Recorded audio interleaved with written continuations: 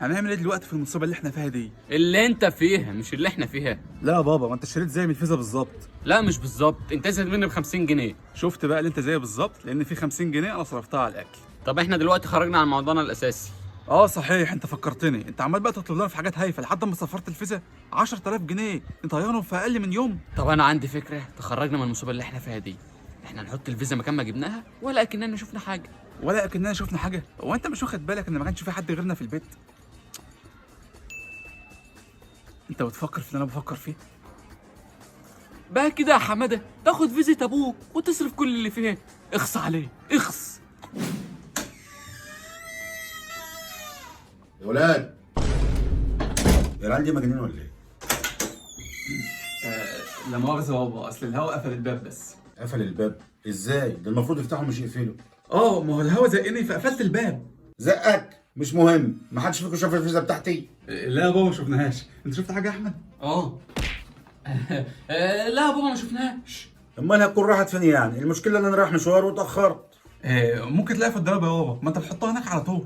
انا دورت مره بس هدور تاني يمكن ما شفتهاش. بينا على محمد، يلا بينا.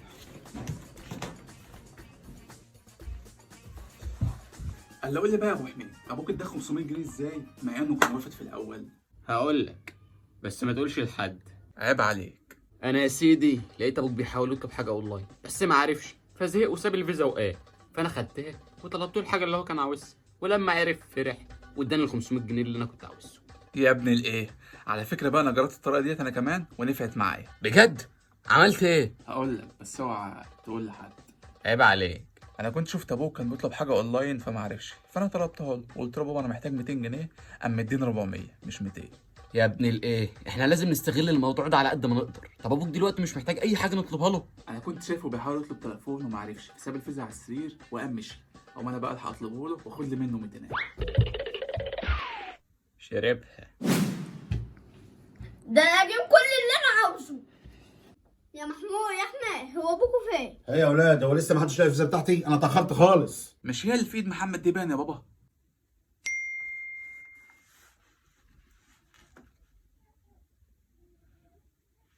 انت صرفت كل الفلوس اللي في الفيزا؟ والله يا ابوه ما حصل، ده انا طلبت لك التليفون اللي انت كنت عاوزه بس. وكمان بتكذب؟ هي ازاي كل الفلوس اللي في الفيزا اتصرفت؟ يبقى انتوا اللي صرفتوا كل الفلوس اللي في الفيزا. الفلوس بينا كتير وانا مش هسيب حق. تفتكر الواد ده هيعرف يعمل حاجه؟ ولا هيعرف يعمل اي حاجه، كل الكلام اللي قاله ده حلاوه روح مش اكتر.